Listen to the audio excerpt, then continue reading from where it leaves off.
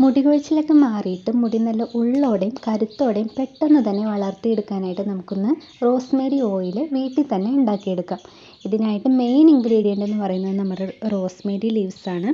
ഈ Rosemary leaves ഞാൻ വാങ്ങിയത് മീഷോന്നാണ്. ഒരു 100 രൂപയ്ക്ക് അടുത്തേ ഇതിൻ്റെ വില വരുന്നുള്ളൂ.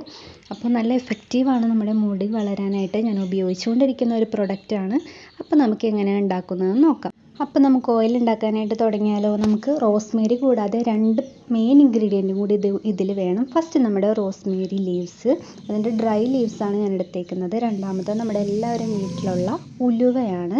മൂന്നാമത് എടുത്തിരിക്കുന്നത് കരിഞ്ജീരകമാണ്. ഈ മൂന്ന് ഇൻഗ്രീഡിയൻറ്റും നമ്മളുടെ ഹെയർ ഗ്രോത്തിന് വളരെ നല്ലതാണ്. അപ്പോൾ നമുക്ക് ഈ 3 ഇൻഗ്രീഡിയൻറ്റും പിന്നെ ഒരു ഇൻഗ്രീഡിയൻറ്റ് കൂടി വേണം, ഓയിൽ.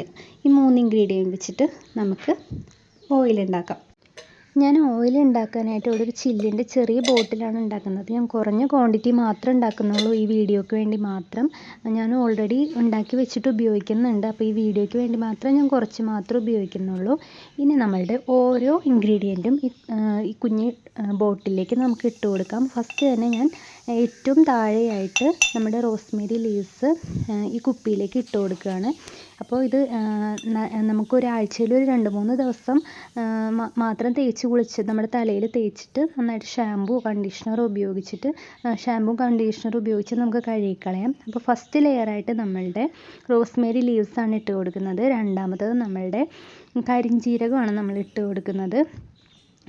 അതിന് മുകളിലായി റോസ്മേരി ലീവ്സിന് മുകളിലായിട്ട് കരിഞ്ജീരകം ഇട്ട് കൊടുത്തു. പിന്നെ മൂന്നാമതായിട്ട് നമ്മളുടെ ഉലുവയാണ് ഇതിലേക്ക് ഇട്ട് കൊടുക്കുന്നത്. ഇപ്പോൾ അതേ നമ്മളുടെ ചില്ലിൻ്റെ ബോട്ടിലിൽ ലെയറായിട്ട് നമ്മുടെ 3 ഇൻഗ്രീഡിയൻറ്റും കൂടി ഇട്ട് കൊടുത്തേക്കാണ്. ഇതിലേക്ക് നമ്മൾ കോക്കനട്ട് ഓയിൽ, നല്ല ശുദ്ധമായിട്ടുള്ള വെളിച്ചെണ്ണയാണ് ഇതിലേക്ക് ഒഴിച്ച് കൊടുക്കുന്നത്. ഇതിൻ്റെ കൂടെ നിങ്ങൾക്ക് കുറച്ച് കാസ്റ്റർ ഓയിലൊക്കെ ആഡ് ചെയ്യുകയാണെങ്കിൽ ഹെയർ ഗ്രോത്തിന് കൂടുതലായിട്ട് അത് നല്ലതായിരിക്കും.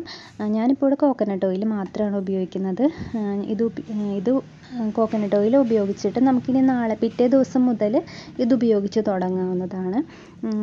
ആഴ്ചയിൽ ഒരു 2-3 ദിവസമൊക്കെ ഉപയോഗിക്കുകയാണെങ്കിൽ നല്ലതായിരിക്കും ഹെയർ ഗ്രോത്തിന്. അപ്പോൾ എല്ലാവരും ഒന്ന് ട്രൈ ചെയ്ത് നോക്കുക.